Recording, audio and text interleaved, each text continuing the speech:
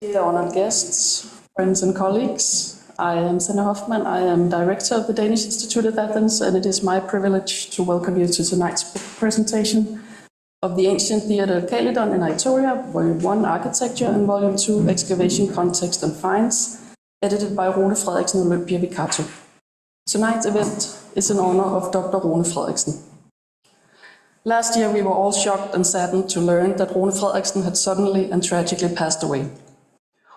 Rune was director of the Danish Institute from 2010 to 2015, which was of course just a small part of his otherwise very notable academic career.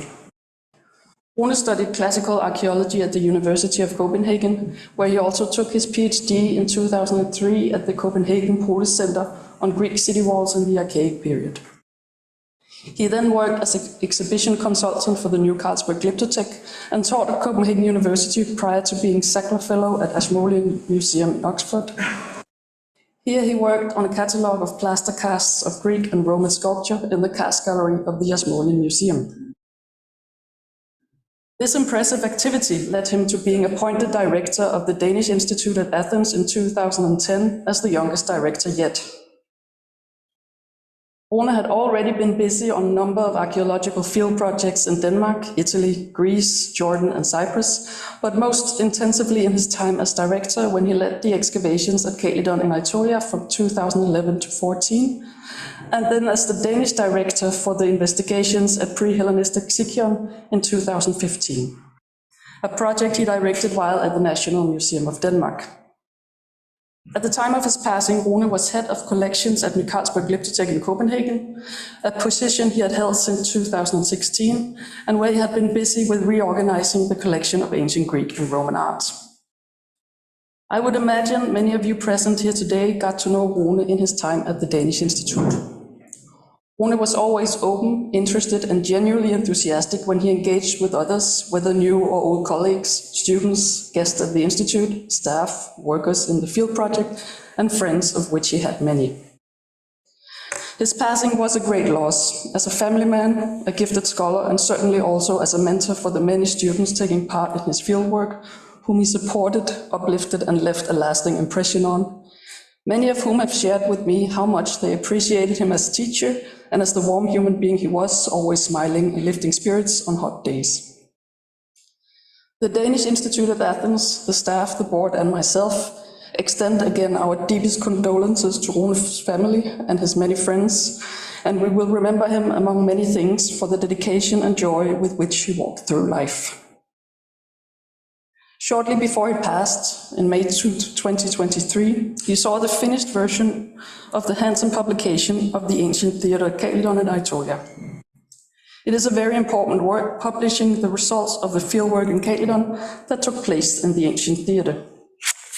The work and the result published brings new and important knowledge to the development and use of ancient Greek theatres and thus to the understanding of life in ancient Greece.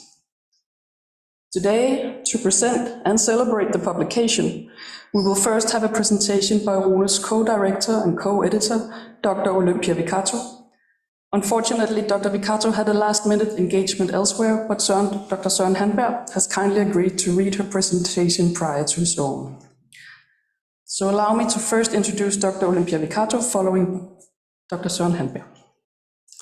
Dr. Olympia Vikatou is a graduate of the Faculty of Philosophy of the University of Geneva and the Department of History and Archaeology of the University of Athens.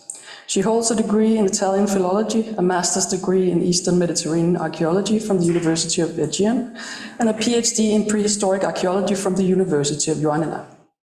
She is member of CAS, and since 2010 she has been the head of the effort of prehistoric and classical antiquities based in Missolonghi, and since 2014 director of the effort of antiquities of Aitolia, Acarnania and Lefkada.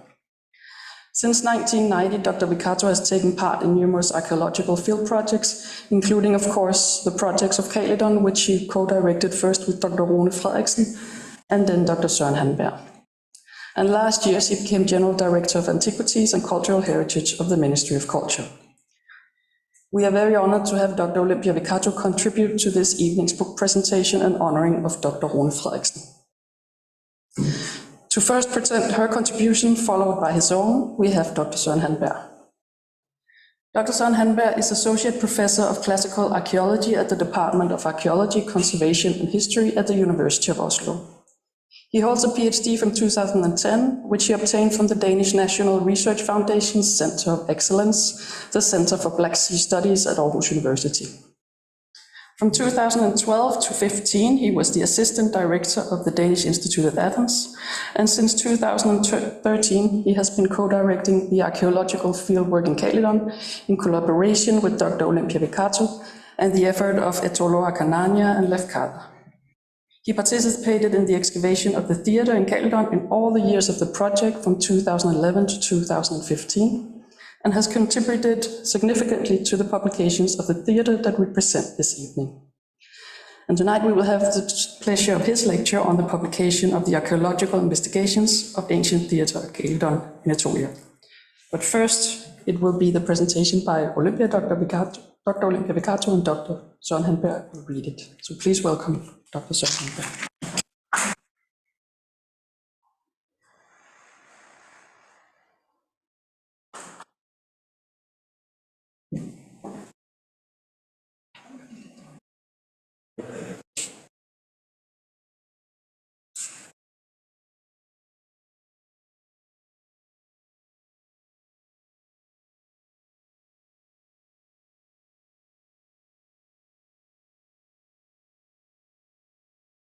Thank you very much, Sanne, for the introduction.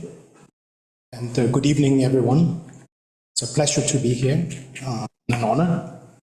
So as you mentioned, Sanne, first I will attempt to do justice to Mrs. Vikatou's text she sent to us, and then move on to my own presentation.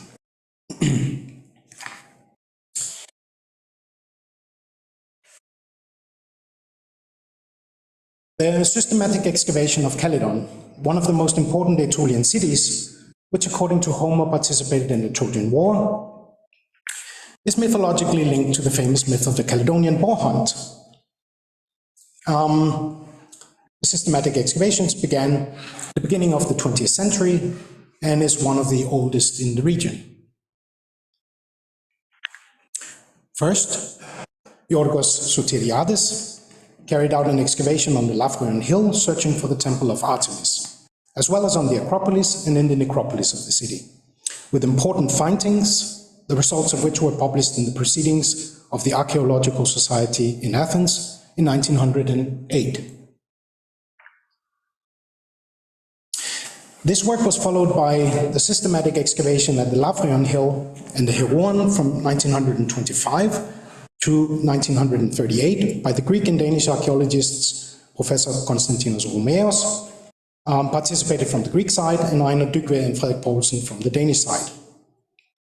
The results of the excavations were presented in two important monographs of respectively the Herouan and the Lavrion, published in 1934 and 1948. These were preceded by the publications, These were preceded by the publications of a preliminary report of the excavations carried out in 1925 and 26, a Danike Anascafetis Kalydonas, published in the Archaeologicon Deltion in 1929 by Konstantinos Romeos, and in a monograph in German by Frederik Poulsen and Konstantinos Romeos in 1927. Let us briefly recall with illustrations the Herouan, so-called Herouan of Kalydon, with an inner peristyle and rooms for funerary worship in room 7 to the north, which is, well, the northern middle room. There were busts of gods and heroes on the walls. Heracles, Meleagros, Zeus, Aphrodite, and Eros. The sarcophagi of the underground burial chamber below this room. The sarcophagi in the underground burial chamber resembled beds with relief decoration. The date of this monument is disputed, but it has been theorized that the monument was not the burial of the hero Leon, but rather a palestro a pilastr from the early Roman imperial period, built on top of the tomb dating to the 2nd century BC. In 2015, the effort of Aitolia and Lefkada completed within the frameworks of the ESPER 2007 to 2013 program works to highlight and protect the monument.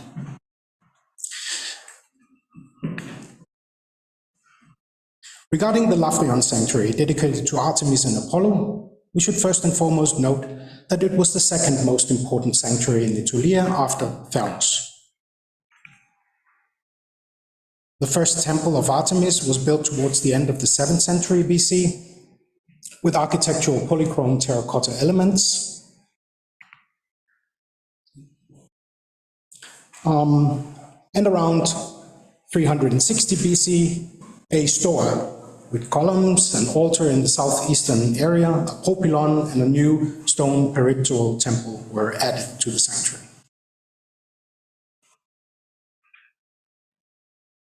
After a hiatus of several years, the Greek-Danish collaboration was revived again from 2001 to 2005. The latest research in Kalydon was carried out by the Danish Institute, initially in collaboration with the Archaeological Society in Athens from 2001 and 2002, and then with the competent SIX, that is the Sigma TAF effort of antiquities in 2003, and from 2004 and 2005, with the 36 Lambda Sigma TAF effort. Co-directors of the excavations were Dr. Søren Dietz, who is also here tonight, and Dr. Lazaros Kolonas for the year 2002, and Maria Gazzi for the years 2004 and 5. The investigations focused on the Acropolis and the Eastern Gate, and part of the theater, and parts of the urban fabric of the city. A large building complex was investigated inside the Western Gate, which yielded important findings such as a marble head of a female deity and a marble lion dating to the 2nd century BC.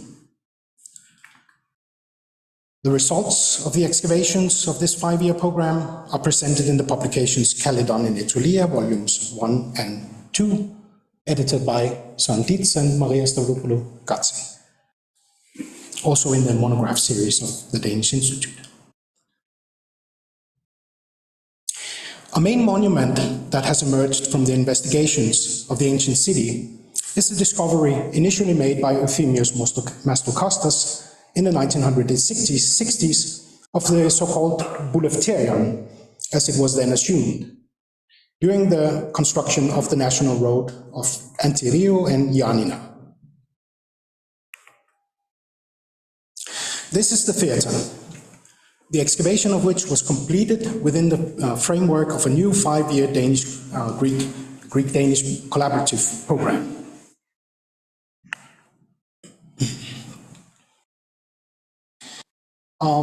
This collaborative program between the effort of Aitolia and Lefkada and the Danish Institute was initiated in 2011.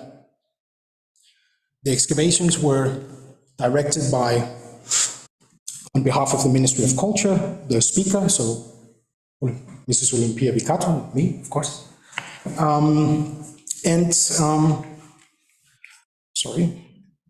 and from the Danish Institute, the director at the time, the late Dr. Rune Frederiksen, with whom we had an excellent collaboration.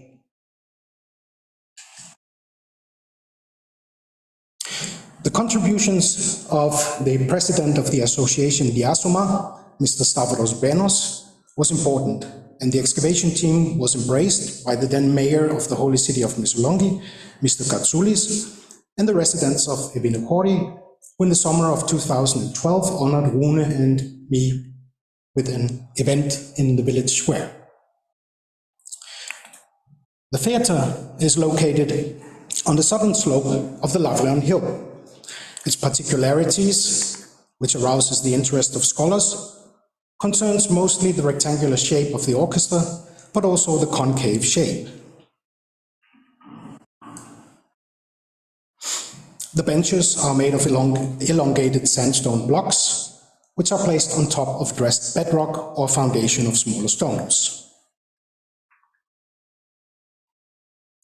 The lower seat rows and a large portion of its northwestern corner are mostly intact, with a significant amount of dressed bedrock also being visible. Additionally, several benches were found displaced downhill, while the opening of the highway by a mechanical excavator in the 60s caused some damage to the surviving sections. The uniqueness of the monument is found, as mentioned, in the rectangular plan of the orchestra, the outline of which follows the lower 9 rows of the Kalydon. Creating a P-shaped, the remaining 22 seat rows have straight arrangement, but at the junction of the sides of the Kalydon, they take on an ellipsoidal form, which create the appearance of a regular Kalydon at the upper seat rows, which is what you see here. Another peculiarity is the construction of the stone seats, made of narrow, semi-dressed stones, with a low height of about 30 centimeters, and a length ranging between 1 meter and 2 meters. The low height accounts for the third unique feature of the theatre, which is the absence of stairs, as the seats themselves were used as steps. The best preserved part of the Kalydon is the first 6 rows and its northwestern side. In the rest of the Kalydon, the natural rock is preserved. In some places, leveling fills had been deposited on the bedrock to serve as the foundation of the seats, and in the central part of the foundation fill of a foundational fill of loose stones and soil has been preserved. The last row of seats identified is the 31st row, while there may have been others further up. The existence of a diasoma was also not identified during excavation, so that's another particularity. Of the retaining walls, the western one is preserved to a length of approximately 5 meters, and the eastern one to 2.5 meters. The orchestra is a parallelogram with dimensions of 16.1 meters times 14.8 meters, with an area of almost 250 square meters, and consisting of an earthen floor and no orbus. At the scene building, the proscenium, with dimensions 12.2 meters times 2.4 meters, there's a well-preserved stylobate, on which stood tin piers with Ionic half columns, while the traces for the support of the wooden panels are also preserved.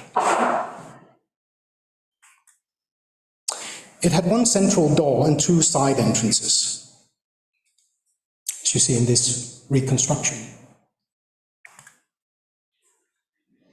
A few parts of the columns and 2 Ionic capitals are preserved. The height of the columns would have reached about 2 meters, and parts of fluted half columns probably adorned the front of a previous phase of the theatre. Parts of stone beams to support the wooden floor of the logion above the proscenium were also found, as in the theatre of the neighboring Plevron, city of Plevron. The scene building behind, with the internal dimensions of 12.25 meters times 3.5 meters, is connected to the proscenium through a small opening. Its southern wall, measuring 14.7 meters, constitutes the retaining wall of the entire building, and might have been part of an older scene building, which is the one you see on the right here.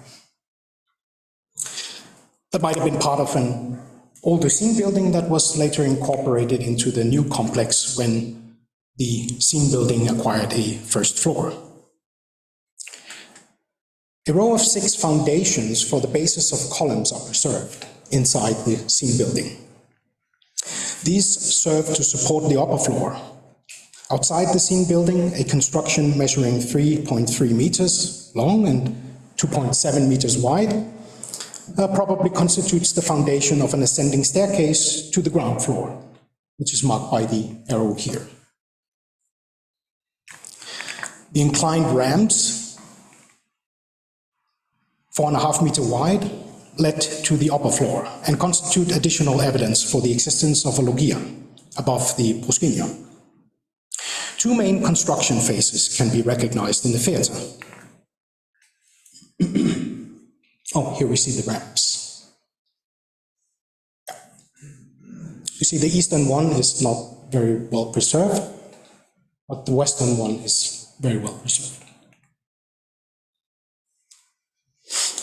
First, the lower rows of the Kalydon were built, and a little later the rest were added. Its capacity is estimated to have been approximately 5,600 spectators, with a width of 45 centimeters per spectator.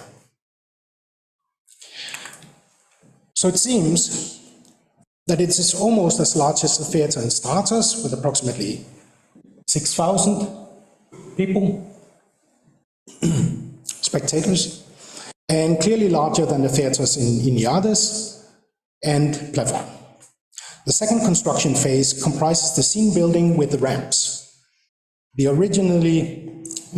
original ground floor scene building of the classical period acquired an additional story and a proscenium in the Hellenistic period.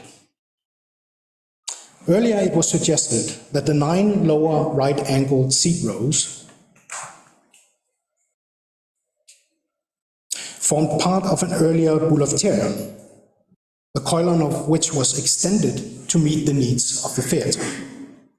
We no longer accept this hypothesis, as the construction of the theatre requires a comprehensive design that included deep foundation layers, and this is unlikely to have occurred after the initial construction of the lower rows of seats, which were built to conform to the same slope. The use period of the theatre runs from the 4th century BC, and building remains in the scene building and the western parados entrance show that it was in use until late Hellenistic times. The excavation yielded approximately 25,000 pottery sherds, 290 metal objects, and several architectural members. The majority of the ceramics comprised drinking vessels such as stryphoi and cantharoi, vessels for pouring, predominantly hydrae, and storage and transport vessels in the form of amphora. The area also yielded large amount of Hellenistic cooking ware in the form of kytre and lopadeses. The large amount of cooking ware, combined with the discovery of poorly constructed masonry from a kind of house, a little bit uncertain, this construction, and the remains of a hearth and a stone mortar indicates that the western area of the theatre was later used for domestic or industrial purposes. After the completion of the excavation, the Association Diasoma assigned the study of the monument's reconstruction and restoration to the architect Nikolaos Hatzitakis. The proposal for the architectural reconstruction is the product of the collaborative work of the speaker's study group and Rune Frederiksen. The restoration and the promotion of the theatre, which is open to visitors and frequently used for educational programs, will be carried out shortly. For the completion of the excavation program, thanks are primarily due to the Danish Institute at Athens, under the direction of Dr. Rune Frederiksen and the Deputy Director, Dr. Søren Hanberg, for the excellent cooperation. To the Carlsberg Foundation for the funding the work, to the mayors of the Holy City of Mesolongi, Mr. Panayotis Katsoulis and Mr. Nikolaos Karapanos, to all the collaborators from the effort, and to all the Danish and other students who participated in the excavations through these 4 years of excavation.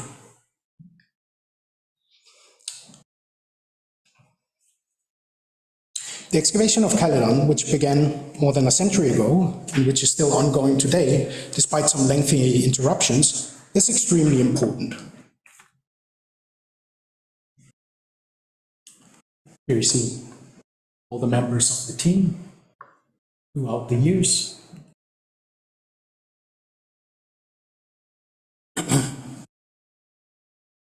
For this reason, because it's extremely important work in Kalydon, for this reason, since 2015, we have already started 2 new 5-year research programs. The first comprise additional excavations on the Lower Acropolis, which you see part of here, and topographical surveys of the entire city. The results of this program have already been presented. The second program of investigation focuses on the area of the Lavrion Sanctuary. This is the interdisciplinary project reinvestigating Kalydon's Lavrion Hill, which is carried out in a collaboration between the Everett of Antiquities of Aitolia and Lefkada and the archaeological institution, the Danish Institute at Athens. This project began in 2021 and will run until 2025 under the direction of Dr. Olympia Vikatou, General Director of Antiquities, and Dr. Søren Hanberg, Associate Professor of Archaeology at the University of Oslo. This research on the Lavrion Hill aims to carry out a topographical and historical reinvestigation of the Lavrion Hill to achieve a better understanding of the development of the sanctuary. Legacy data from the old excavations is re-examined, and new excavations are being carried out in the central part of the sanctuary.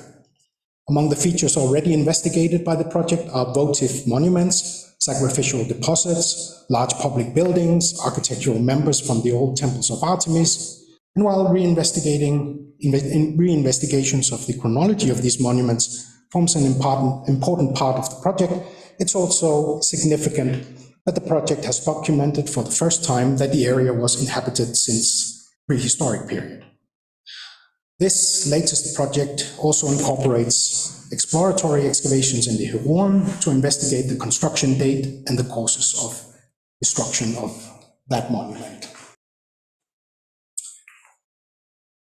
So, in conclusion, it is fortunate for us archaeologists that we today hold in our hands the final publication of the excavation of the theatre in this elegant edition, for which the editors of the publication, Rune Frederiksen and myself, sacrificed ourselves not only in the field, supervising the excavations and other work, but also in the printing house, especially Rune, to achieve the desired results.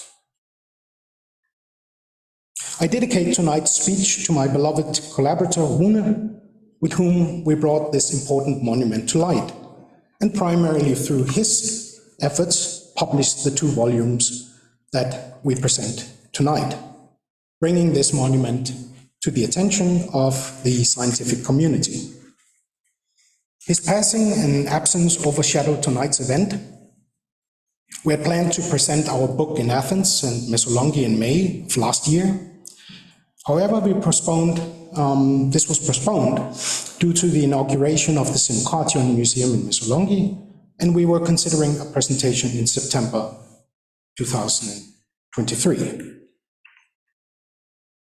Unfortunately, his sudden death caused us great sadness, and I feel compelled to say once more, my dear friend and partner Rune, we say goodbye with love, and we will always remember you for your big smile and your love for the antiquities and monuments of Aitolian Kalydon.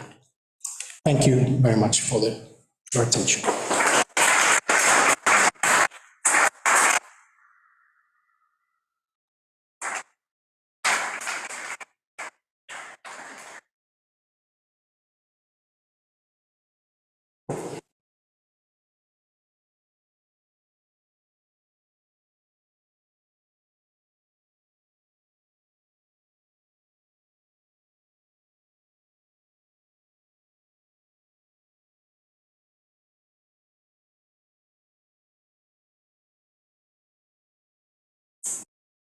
All right, so I continue with the next presentation, which will be a more formal, let's say, formal presentation of the work of the 2 volumes.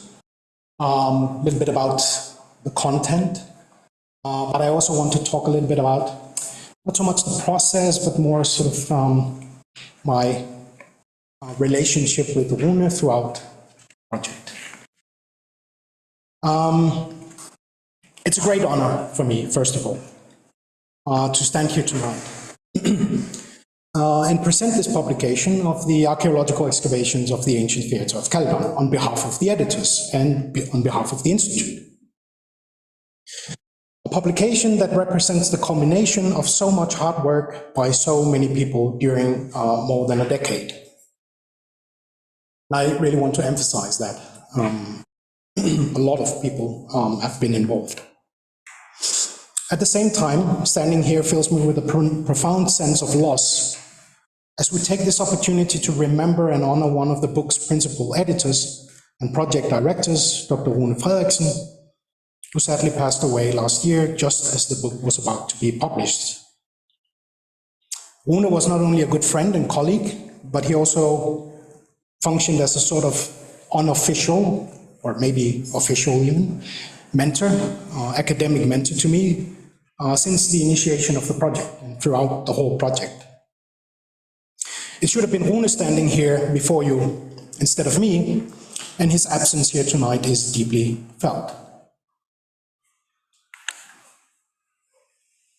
The two-volume publication entitled The Ancient Theatre at Kalydon and Aitolia, published by Aarhus University Press, is a product of the scientific collaboration, as we just heard about in Mrs. Vikatou's presentation, between the Danish Institute at Athens and the Effort of Antiquities of Aitolia and Vikatou. Under the direction of the editors, Dr. Rune Frederiksen and Dr. Olympia Vikatou, the project undertook a complete excavation and documentation of the ancient theatre during the years 2011 to 2014. The project period was actually running until 2015, but excavations were concluded in 2014. Before I present a brief overview of the content of the publication and the main conclusions of the work, I'd like to say a few words about my own involvement in the project. I've had the privilege of being part of this project from the beginning in 2011, and I owe my involvement to Rune. In 2010, he had just become director of the Danish Institute, and one afternoon in the late spring, he called me and told me about his idea to complete the excavations of the theatre in Kalydon. He needed someone who had experience with working with archaeological pottery, or archaeological finds in general, from excavations. And over a cup of coffee near the main train station in Aarhus in Denmark, later that year, it was decided that Signe Barfod and I should participate in the project. And we will forever remain grateful to Rune for including us in this project and for trusting us to participate in this work. It's been fascinating for us to be part of exploring this historical place, Kalydon, that still has so much to offer. The theatre was already identified in 1963 by Euthymius Mastukostas during the construction of a new highway between Antirion and Ioannina, when it was tentatively identified as a Vikatou that we just heard about. Subsequently, a larger part of the theatre was excavated between 2001 and 2003 under the direction of Søren Dietz and Lazarus Colones and Maria Gazzi.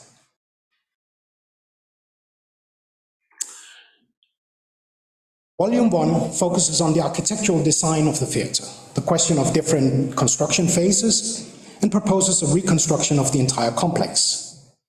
In addition, the volume also includes chapters on the acoustic properties of the theatre, its function and its place in the history of development of the ancient Greek theatres. Volume 2 includes traditional catalogues and corresponding discussion texts of individual architectural elements, small finds such as, for example, pottery and coins and metal objects, and the volume also provides a catalogue of excavation contexts. So let me begin with the end, so to speak, that is the final reconstruction of the architecture of the theatre that has been produced in these drawings by architect Nikolaos Hatzidakis. The column can be reconstructed with 31 seat rows arranged in an unconventional P shape, the lower 9 seat rows, forming a rectangular shape. Consequently, the orchestra is almost square. The scene building comprises a conventional higher skinny building to the south with a proscenium at the front, with a facade designed in the Ionic style, with 10 piers with half columns. 2 ramps lead up to the top of the proscenium and the loggia.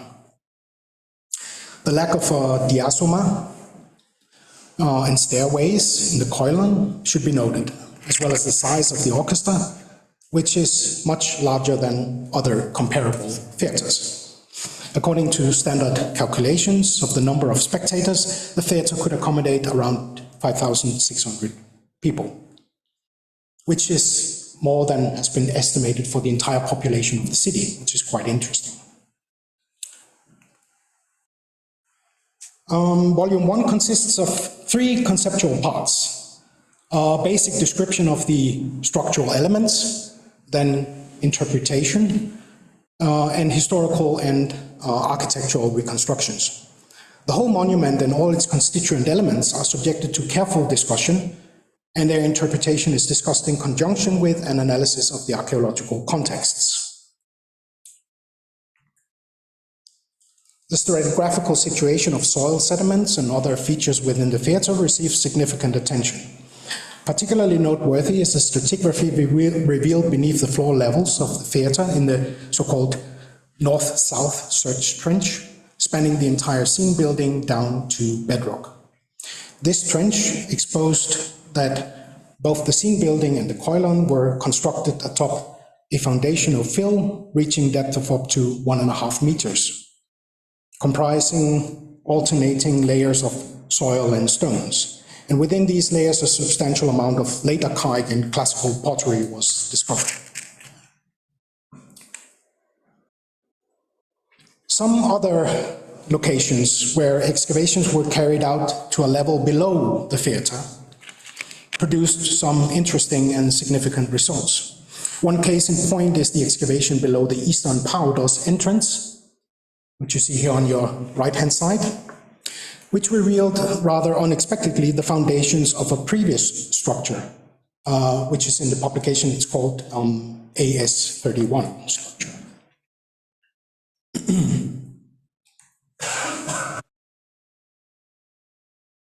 Sorry. No. This structure was completely covered by a fill to raise the floor level of the Parados. And larger fragments of earlier Ionic half columns were found among this fill material. The columns are slightly larger than the columns of the proscenium and clearly belong to an earlier structure that might have been dismantled with the construction of the scene building. Although discussed in the publication, it is unclear whether the structure in the eastern Parados and the other architectural elements should be interpreted as belonging to a previous phase of the theatre or other earlier structures, such as, for instance, an elaborate Peribolos tomb. The chronology of the theatre is discussed in chapter 4 in volume 1, and has also already been addressed in Mrs. Vikatou's presentation.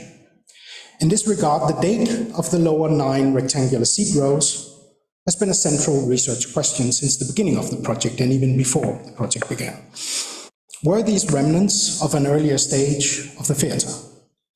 Although there is no direct stratigraphical evidence in the form of datable archaeological context for an earlier date of these seat rows, the publication concludes that these rows should be dated to around the middle of the 4th century BCE, which is earlier than the standing scene building. The arguments rest mostly on comparison with other early Greek theatres, but also on the possible existence of an earlier retaining wall of the orchestra and the previously mentioned architectural elements that were found in the fill layers below the theatre. The second architectural phase comprises the upper Kalydon and the scene building. This second phase can quite confidently be dated to just before the middle of the 3rd century BCE. The date is primarily determined by the terminus post-crem dating of the layers beneath the scene building, but it also considers the distribution of specific ceramic vessels in pre-construction and use phase contexts of the theatre, as well as a context interpreted as a foundation deposit. Yes.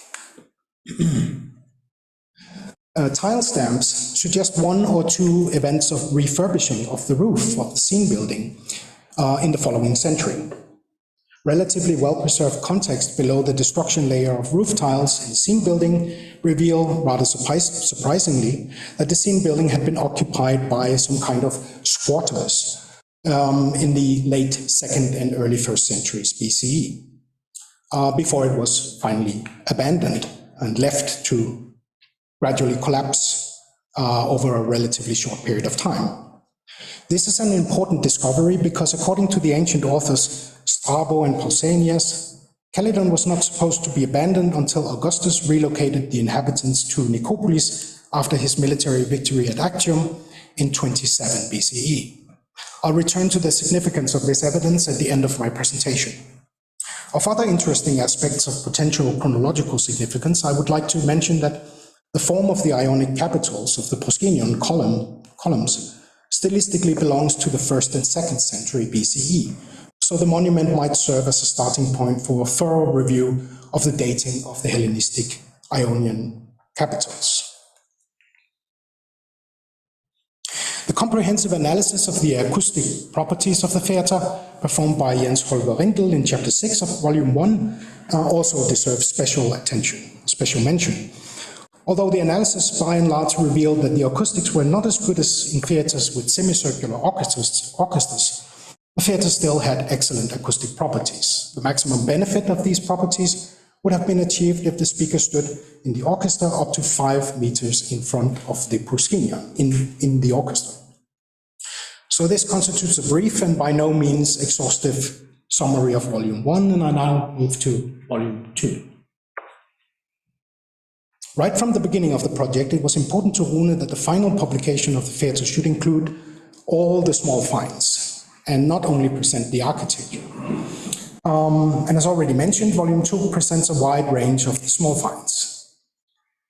I remember Rune telling me before we started the project, this is a theatre, so we're probably not going to find a lot of pottery. It's not houses. I tended to agree with him. So he had this idea, let's just include all the pottery that we find in the publication. Luckily then, when the excavation had produced around 10,000 ceramic fragments, Rune just said, in his characteristically calm and problem-solving way, something to the effect of, okay, so we only include the diagnostic pottery. So we're very grateful for that. It's very pragmatic way. Volume 2 also includes detailed descriptions of the excavation contexts, as well as a convenient concordance between the context and the small fine catalogues. The individual excavation units are described over 75 pages, including contexts, stratigraphy, elevations, and finds. The description of each distinct context includes direct references to the catalog numbers of the finds from that context. The separate descriptions of the excavation trenches complements the description of the architecture and interpretations in volume 1. The goal was to provide the reader with easy access to the empirical evidence by providing an overview of all the finds across individual stratigraphic contexts. The chapters concerning various categories of small finds include conventional catalogs and discussion texts, and in some cases, the spatial distribution of the finds across the theatre have also been plotted, as you see some examples of here in this slide. I could talk all evening about various aspects of all especially the pottery, the finds, but I have to confine myself, so I wanted to show you the one case of the distribution of cookingware fragments. And here you see a density map of the surprisingly high amount of 7,850 ceramic sherds of cookingware pottery that was recorded during excavation. The distribution is clearly linked to the scene building and the two powder entrances to the theatre. Much of the cookingware is undoubtedly the refuse generated by these so-called squatters who occupied the theatre around 100 BCE. But the quantity is quite surprising. Furthermore, a significant portion of the cookingware was discovered in context below the theatre, such as the leveling fills in the powder, adding to the density here in the eastern entrance to the theatre.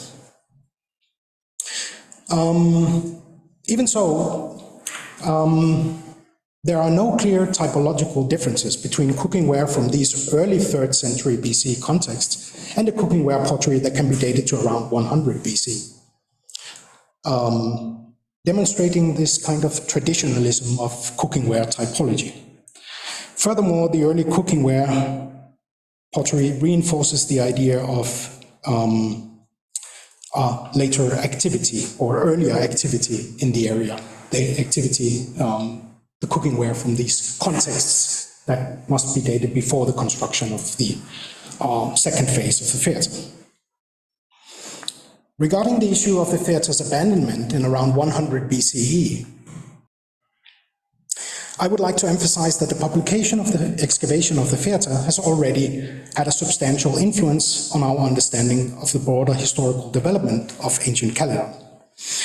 A comparison of the pottery from the theatre in the nearby Herouan, excavated in the 1920s, as we just heard, reveals a high degree of typological similarity between the most recent assemblages of pottery from the theatre and the pottery from the Herouan, implying that both building complexes outside the city wall were abandoned at the same time.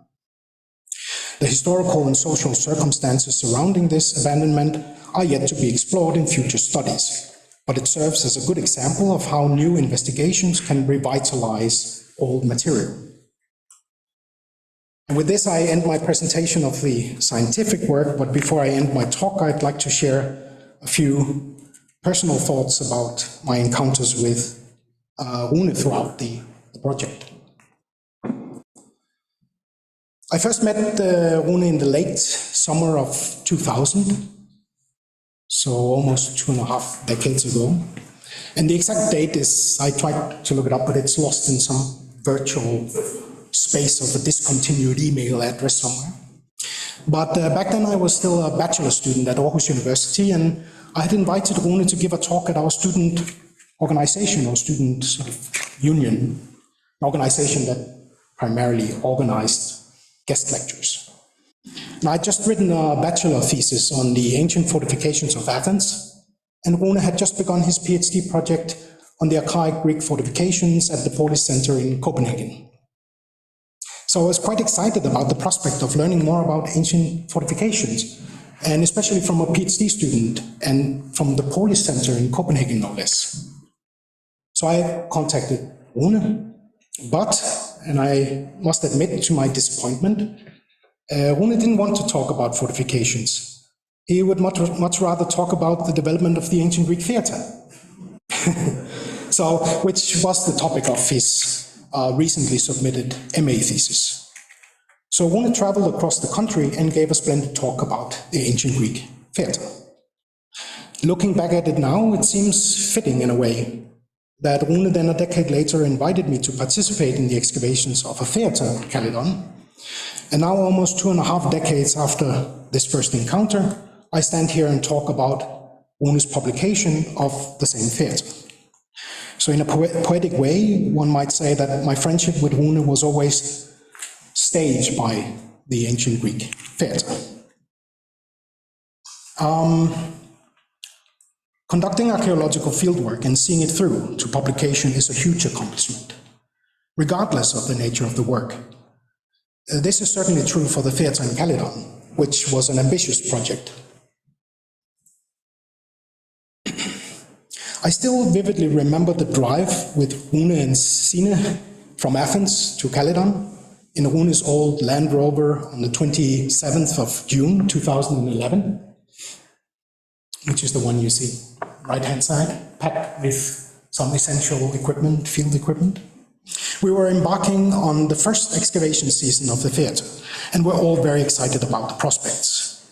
The trip also provided ample opportunity to reflect on the undertaking at hand, and we were acutely aware that we were only taking the first few steps in what was going to be a very long journey towards completing the project. Our conversation touched upon the curious and slightly disturbing realization that we would have to invest a significant amount of time and effort in the project before we could present any results. Back then, during that drive, we estimated that it would take 10 years before we actually would have the publication that we have today, and it took 12 years, so we were a bit off, but we knew it was going to take a long time. Nevertheless, throughout the whole process of more than a decade, Rune never questioned the importance of the project. He had his mind set on it because it was the right thing to do. And I suspect also it was simply too tempting for him to an unexcavated Greek theatre. He couldn't leave it alone, basically.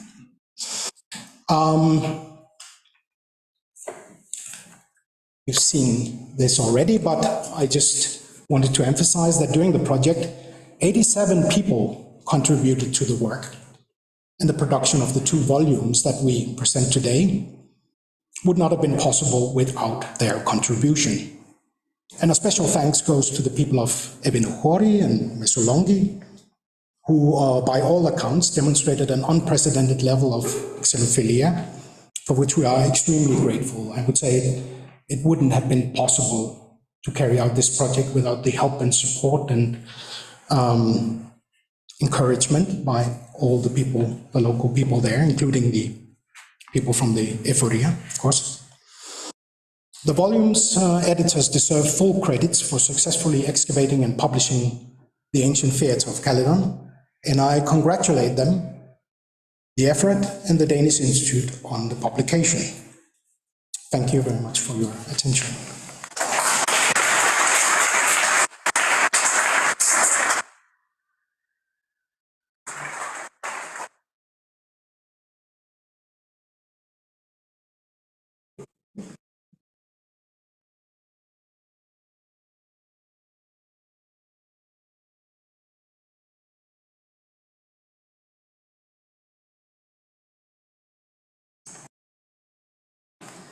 Thank you very much, Sean, for presenting both Dr. Olympia Vikatou's and your own very interesting lecture. It's much appreciated.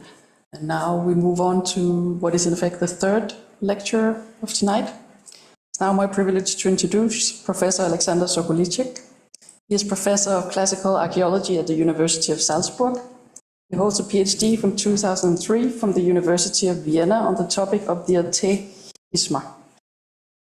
Professor Sokolicek has taught at the Institute of Fine Arts at New York University and at the University of Vienna, and since 2019 at the University of Salzburg.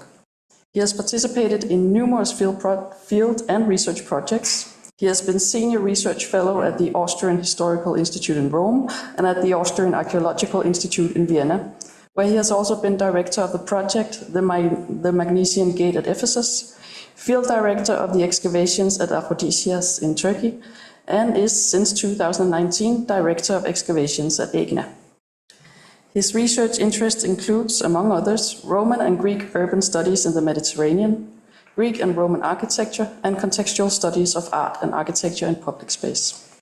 And now we will have the pleasure of his lecture on Squaring the Circle, Linear and Round Forms of Early Greek Theatre. Please welcome Professor Alexander Sokolicek.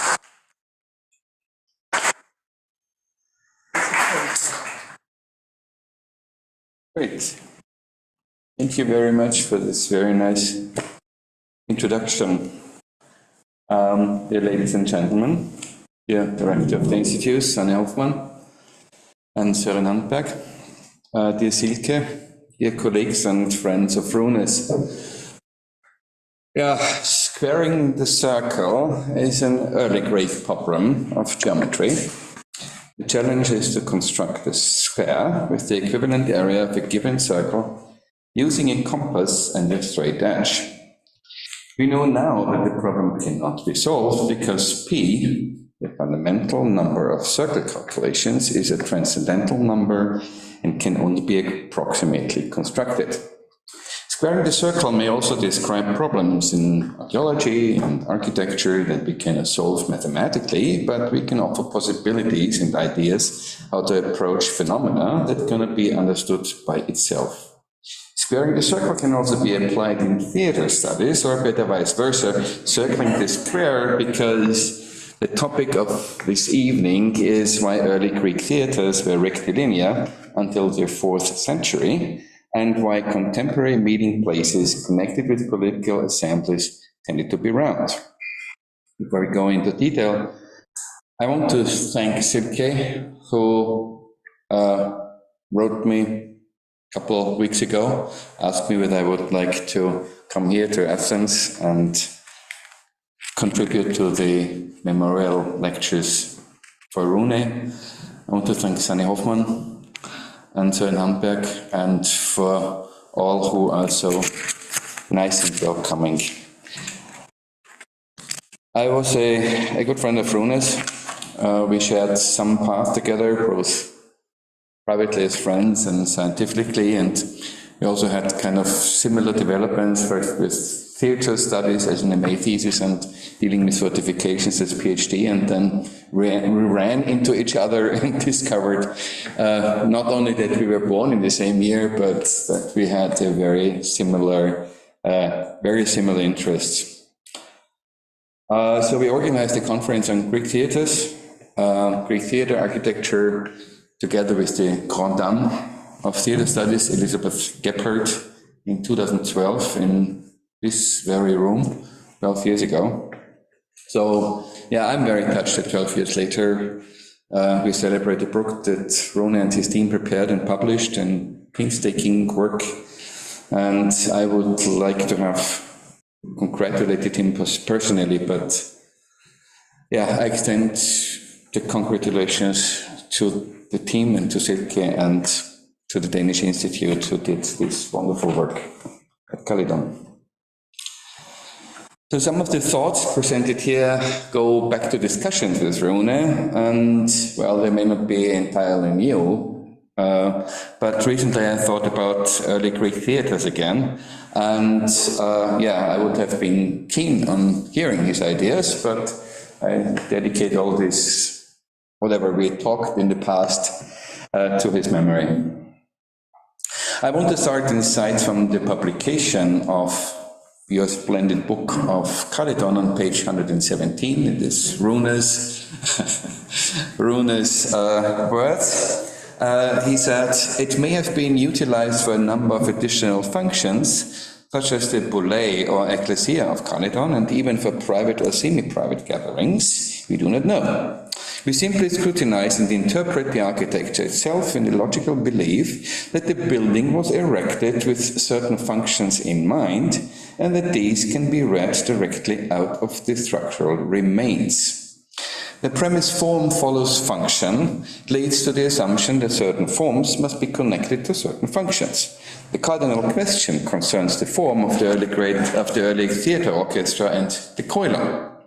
Raised by Elisabeth Gebhardt already in 1974, she concluded that theatres were originally rectilinear and developed only later into the canonical round form. The question to follow is the development of round theatres linear, or is the round theatre, as Hans Lauter or Hans-Peter Isler formulated, an invention born of sudden genius? Or does it emerge from multiple demands for performative actions and the audience, or does society and its needs for representation in general play a role as well? In the following, I will refer to any kind of view in architecture as theatron, buildings clearly identified as connected to literary drama as theatres. The early theatres in urban areas will be referred to as polytheatres because they served various gatherings that were important for the polis, theatrical performance as well as political meetings. Display facilities in sanctuaries, which in the sense of Inge Nielsen are referred to as cultic theatres, are to be assessed differently. These are the stepped systems that are formally like to early linear theatres, like the examples of Le Corsaire or Sedinunte, where you see examples of staircases and steps that are located in sanctuaries near temples and performative areas. These staircases are strongly linked to the cult of the sanctuary, and so they are associated with the practice of religion of sanctuaries and have something to do with performative actions. And the question, of course, arises as to whether the classical theatre and polis, which are similar in form, have a common origin or not. Linear theatres in theatra, in the sense of viewing architecture, can be found in urban areas as well as in sanctuaries. Formally, these theatres are quite similar. They are usually simple steps that open onto a square or a widened path. Some theatres, like the Dean Theatre of Thorikos, have curved lateral additions to the linear steps, and in the second and third phase, which include many more spectators. So this first phase, and then you have these additions of the Kalydon that make the whole thing much bigger. In recent research, early Greek theatres and stairways have been treated repeatedly and from different perspectives, with the focus clearly being on the form and the cultic and political focus. However, the presentation of the state of research is necessary to formulate further ideas and describe the complexity of the early theatre landscape. The following does not aim to provide a complete discussion and inclusion of all archaeologically and or literally known theatre facilities, of course. Only the most important examples and their assessment in the literature will be mentioned here. The first groundbreaking discussion by Elisabeth Gebhardt on early Greek orchestras with rectilinear theatres directed the focus to the pre-canonical theatres. The crucial insight that linear theatres were older and not more primitive was only hesitantly received. The synoptic consideration of rectilinear theatres by Hans Ruprecht Goethe, a good 20 years later, reinforces the view that rectilinear theatres are the original and not the deviant from the theatre. However, this interpretation was vehemently rejected in some cases. Since then, new excavation results and new perspectives on well-known theatres and steps have enriched, if not simplified, the discussion of architecture and theatre performances. Particularly noteworthy is Klaus Juncker's study of the history of the development of the theatre, in which he discusses the evolution of linear stages into round theatres and comes to the conclusion that the canonical theatre with a semicircular Kalydon was not a one-off invention, but occurred gradually. Form, function, and above all, the political urban context of archaic classical theatres and assembly buildings were already discussed in older studies by MacDonald, Antti, Tilke-Chinwes, and especially Frank Kolb. Jessica Paga goes further in her analysis of Greek theatres, and especially Attic themed theatres, which repeatedly emphasize the multifunctional significance of Greek theatre buildings. The political aspect of the Attic theme theatres is particularly interesting. Paga emphasizes that the theatres in Deans were distributed in a way that there was one theatre per treatise for Deans and treatise gatherings. Even if this view has been, I think, righteously modified by Hans Ruprecht Goethe, these theatres were essential components of living democracy. When discussing early Greek theatre complexes, it makes sense to divide the theatres according to formal criteria, as proposed by Rune. Most of the early Greek theatre buildings are located in Attica and Aitolia, with a few in Sicily and the Peloponnese. Precise dating of the theatres is difficult due to the nature of the finds. Most theatres are built into the rock and can only be dated via secondary contexts.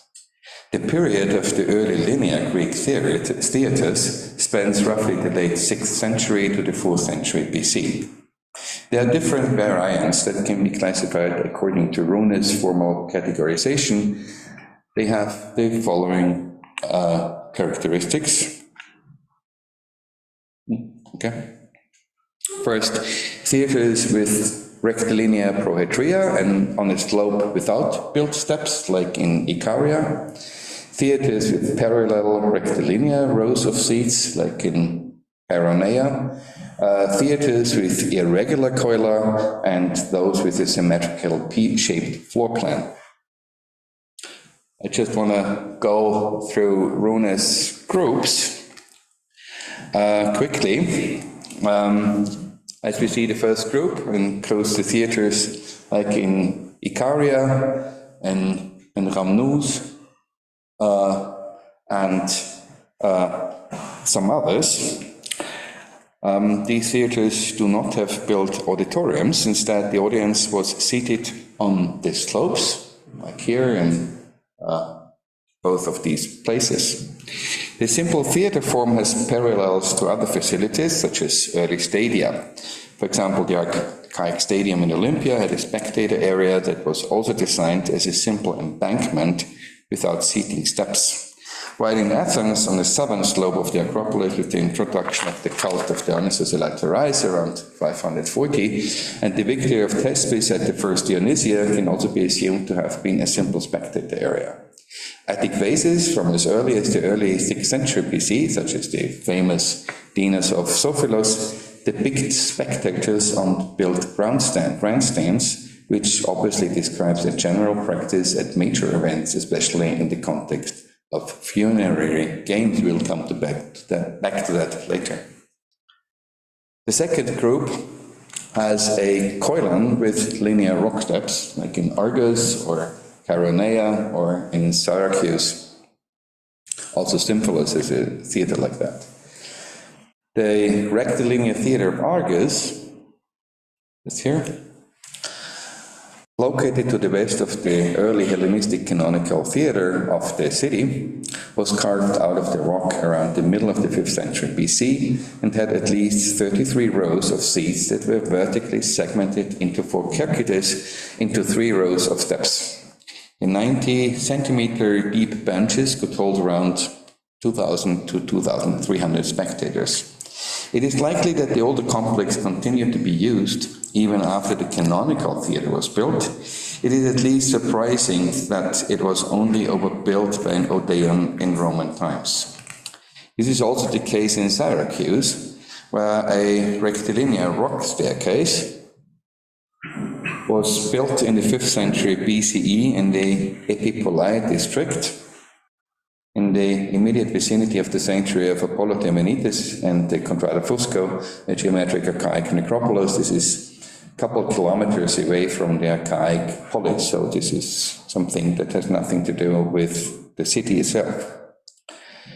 17 parallel steps offer space for around 1,000 spectators, while a slightly rising space behind the steps could have accommodated even more spectators.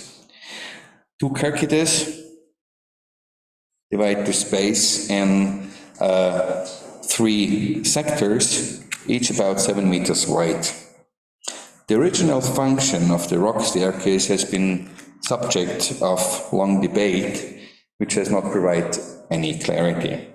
At the time of its construction, the staircase was located outside the urban area of Syracuse, which is why a rock staircase probably stands in connection with the nearby sanctuary of Apollo or with a nearby sanctuary of Demeter and Kore, but as it is located near the necropolis, one can also not exclude the possibility that the staircases of Syracuse have something to do with funeral games. The third group, after Rune, can be summarized as theatre buildings with irregular shapes. These include the theatres in Chaeronea, Macinea, in Aitolia, Orchomenus, Kalydon, Oropos, Tegea, Torikos. So a number of these buildings that, well, this is of course later, but of course I had to put Torikos in, but these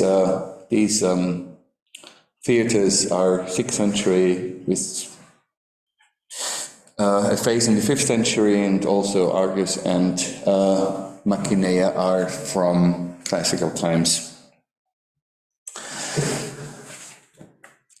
In her groundbreaking study of the theatre of Dionysus In Athens, Christina Papastapati from Mok reconstructed the first wooden face as a P-shaped rectilinear building from the late 6th to the middle of the 5th centuries. And this work has, of course, changed the view of the Dionysus Theatre tremendously, and is to be seen in the context of the contemporary architecture of the Periclean period, as Papastamati points out. And yeah. A minute? Yes.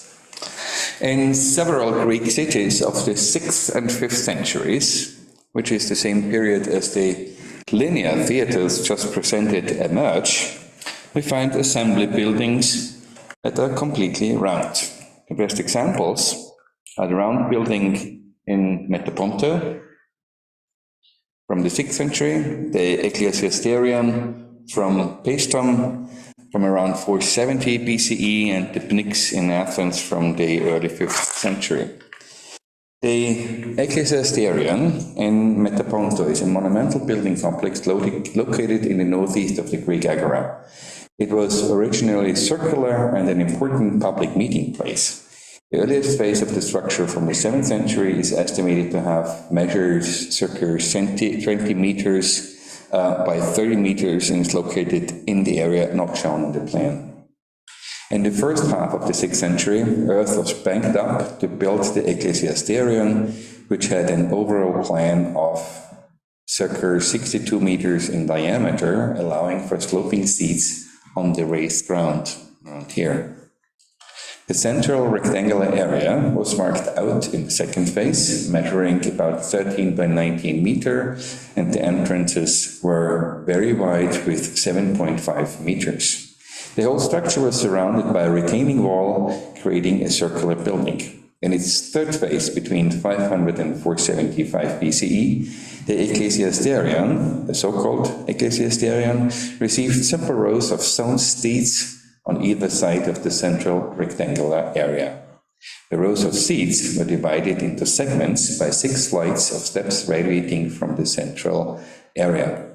The squaring of the circle in Metaponto led to the solution to arrange the seating segments in an ellipse because of the central area is rectangular and the outer wall was circular. The shape and size of the so-called Ecclesiasterion Metaponto is unparalleled in the Greek world, and its function remains somehow unclear. The seating capacity of the structure is about 7,500 to 8,000 persons, which equals about the size of the population of the polis and the surrounding shora in the 6th century. Whether it served as a political assembly building or hosted other events as well, like agonistic, gymnastic, and musical events, must remain unsolved. The Ecclesiasterion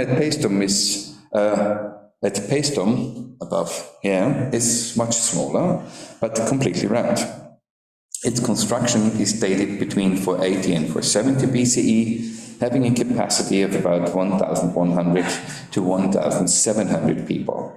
It definitely served for the political assemblies of the citizens of Posidonia and remained in use after the overthrow of the Lucanians around 400 BCE until the Roman conquest in 273 BCE, when the Ecclesiasterion was covered with earth and essentially was built on top of it.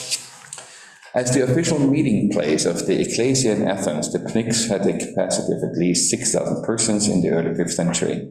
According to Aristotle, at the Naion Politeia 361, the demons met 40 times a year, and apparently mostly on the Pnyx. I will not go further into detail of all these stories and problems, and refer to the work of Mogens Herman Hansen and many others, and a congress organized by Björn Fasen in '96 for further information and data. As an example of the 4th century, a round building we may not forget is the Ecclesiasterion in Akragas, also in Sicily. You can see here a nice picture of the 1970s with visitors giving you an idea of the size of this building. The Tollos on the Agora of Athens and the round form of the Tollos of the Agora and Athens as a dining place for the Prytanes has led to various ideas about the ritual practices and symbolic values of the building. Dining places were not usually round, but aimed to arrange the clinae in a way that communication was possible. Like in a political assembly building, face-to-face arrangements, like in the Tollos, might have stimulated this design. Political debate is rhetoric, and it is central, focused on the orator. The interaction between the audience and the orator is a key component of Attic rhetoric. Round buildings, therefore, enable communication and face-to-face communication, or at least sight. The most striking point in the comparing these assembly buildings, theatre, dining halls, theatres, round buildings, is the fact that the buildings associated with political functions, like in Paestum or Metaponto, probably Metaponto, or the Pnyx, have a round audience. Theatres, which had a rectilinear design, resemble stepped architecture in sanctuaries. As Inge Nielsen put it, quote, "Cultic theatres always remained rather primitive in form and are sometimes even difficult to distinguish from terrace walls and staircases." In his dissertation Griechische Stufenanlagen, published in 2003, Thomas Becker would like to recognize a clear separation between theatre systems and steps and sanctuaries, which have nothing to do with literary theatrical performances. However, this strict classification appears problematic because the practice of religion is linked to performance, which by no means excludes theatrical performances. Religion is communication, and it is not surprising that performative acts had a great significance. The heightening of the impression of ritual actions in audiovisual performance is well known by dromena, choral presentations in various cults, acts for Demeter, but also for Apollo, Artemis, etc. One is reminded to look at the Sophilosthenes again, where word and action together enable a better understanding of mythical episodes. The spectators have become part of the ritual actions in honor of Patroclus, and as Yannis Milanopoulos points out, participation in the cult by means of sight. It has been argued that the canonical type of the Greek theatre, like you see here from Rune's publication of 2000, was an invention. The observations made on the buildings of Torikos, Metaponto, or Paestum do not directly contradict this assessment, but they do relativize the idea of a great leap in development, which is always associated with the idea of an invention. Directing the discussion to early theatre buildings before canonization is relevant because the difference between canonical and pre-canonical theatres is fundamental. The orchestra and Kalydon of the early theatres are rectangular or polygonal, and they usually hold many times fewer spectators as round theatre buildings. The latter distinguishing feature, in particular, has received rather little treatment in the literature. However, in my opinion, it represents an important point for the interpretation of early theatre buildings.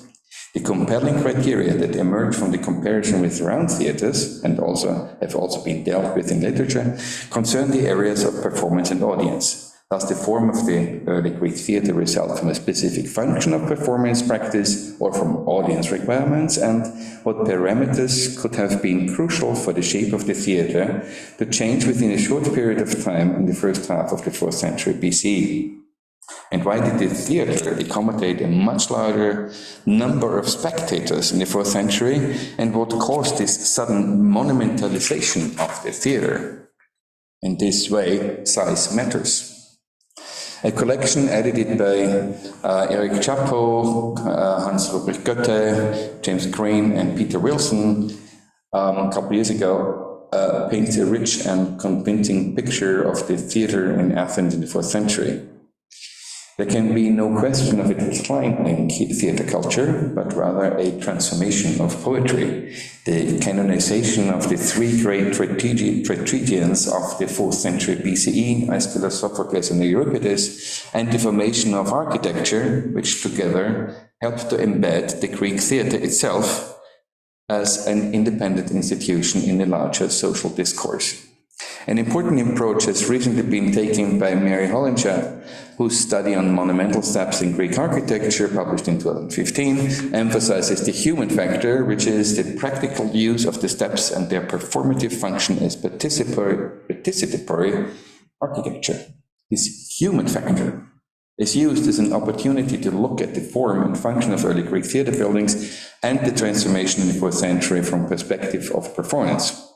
Steps in different urban and sacred contexts have many formal similarities that follow a functionality or practicality. In my point of view, early Greek theater buildings should be seen more in the tradition of cultic and agonal stepped structures than in the tradition of political assembly buildings, or even as an independent building type, like the canonical theater of the 4th century BCE.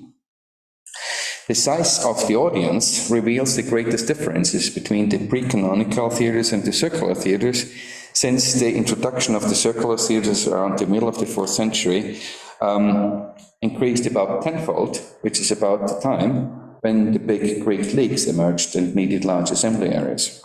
This is an aspect I cannot develop further here, but it should be considered as one possible drive of transformation. So round shape helps rhetoric.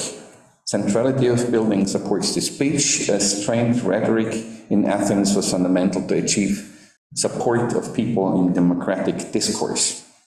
I would like to interpret round buildings as assembly buildings originally built to support face-to-face communication and rhetoric, whereas linear buildings are supportive of linear or moving actions such as processions, dances, athletic and other performances that are frontal and do not require interaction. That is obviously not a rule, but a tendency. The development of the monumental round theatre in the 4th century cannot, I believe, be reduced to a mere relationship between spectators and actors or speakers.